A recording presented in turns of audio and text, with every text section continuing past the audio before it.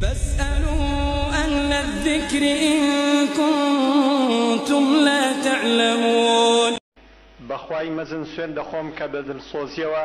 پارێزگاری لە یەکێتی گەل و خاچی کوردستانی عێراق بکەم و ڕێز لە یاسا بگرم. ڕێز لە یاسا بگرم و ڕێز لە یاسا بگرم و وەڕێز لە یاسا بگرم و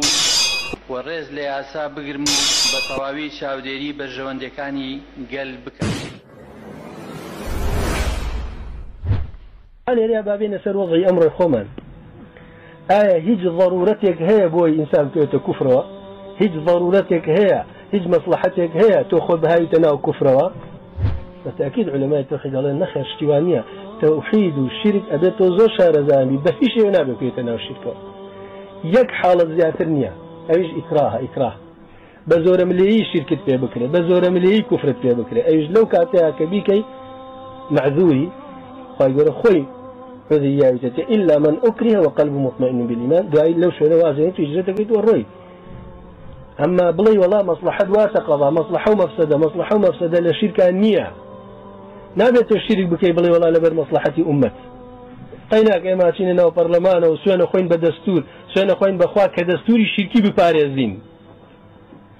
سوانا خوين بخوا كدستوري شركي بباريزين أما لبر مصلحة أمة أقر إما نسين كيف يعني علماني كان ده صلاة بقرن الدست حيث خود كافر قيل مري علماني كان ده صلاة بقرن الدست توها مكة ولا أول رجاء بقرك أخوي تعالى في يوتي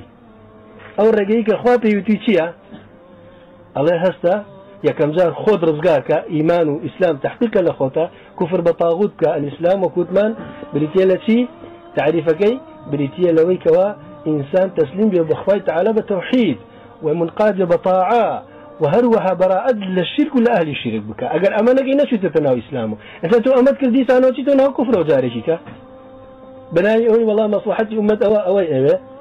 أمره أو فكرة غلطة بلا وبصر زور لزور خلقانا يعني بداخوا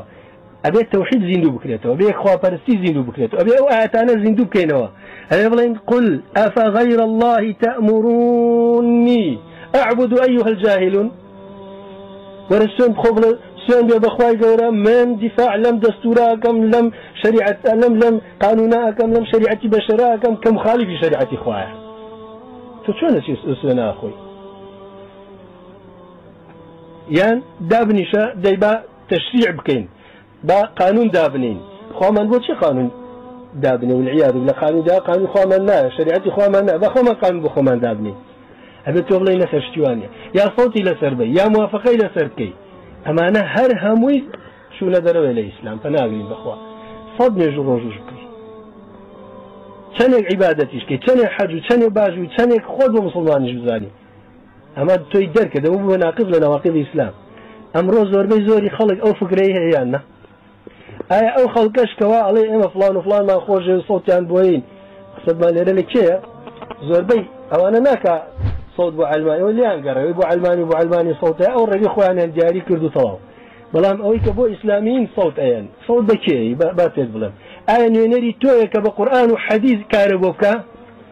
يا لجل سقفي دستورة فيد الله خوا وحشي قالتي دانا ودستي دز ببري نابد دستي ببري أبي سجني كين توتي صوته يبوا أو أود بو باب الريو تحداكم هر يشك لو كساني قاسنا ناو برلمان ولا إسلامي بتوانن أجر دربتسن جاري هر لبدايته بتوان سن نخون كان يسن نخوان لسر أوي سن بخواي جورا سن بقرآن من أبي محافظة لم دستور علمانية لم دستور لم قانون بكم وأنا لا إيه وكي إسلامتي زاجداني شيء أو قرارتاني كدرت شيء أو يك القرآن والسنة حتى يعني كبشر كان تجي القرآن والسنة دريك أمانة همي واضحة أبي إنسان بيري لبكاته والله كاك أمانة الرجل خواه قلته وديني خواه هنا وديني خواه بالشرك نايته يعني 100,000 صار لسر أو عرزة بجيت خواه التوحيد ويا خواه برستي تبه ولا سر ديني خواه بري معذب بإيشتا أو باشترك لو يكتوب شتنا أو شنا أنا بلي والله من ديني خواه سر خنبو أسلوبنا حتى علماء أجر أوجنكي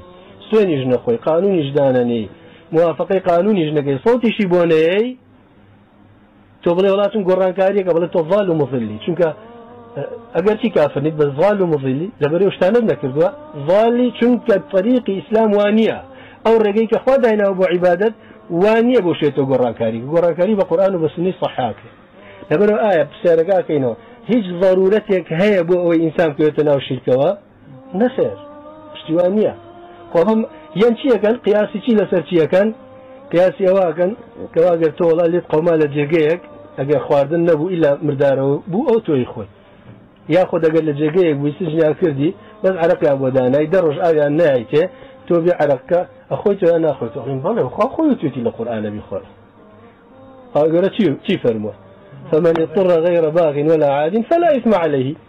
بس نيوجد فمن اضطر للشركة فلا إثم عليه وإنه وجدت لئن أشركت لا يحبطن عملك توشونا شيء أو التعميم كيف بسها مشتكانا هذا موضوع مردار وبو على خوارنا ولا كاتك كابرا مثلا كابرا شيء كافر مسلمان سجن كادر لجوري كدانه يك بطل عرقي بدانه إهانة يعني أم كابرا تينو يبي بوي هي لو عرق بخوانا والله بنفسي بس بوي نيه لو كاتع بطلقهم يبلا بخوازو خوشي خومو على أي شباب غير باغ ولا عادين به يعني تعدانك بقدر أو عندك تينيتكي أجر بالشينه يعني مردارو بك عين الشد إذا أنبأ بتانا يستل خلش عن ألوس كنزوا حتى الربا شو ضرورة يجيتوا الربا خوي بيم بلا والله قيناك تو محتاج يعني مفتي ما البودر شو بكيف يخوي عن فتوى باش توبنا إلى رزاي خود درب بلا بخمسي بلا كاك أو قوانين أنا هم ظلم وجور وهم جب أخوي تعالى بأم عبادات بخوك أي جاهل كان يوم كمان لين غير خوه فلسطين ولا ناي فلسطين أبي أوها بخلق بلين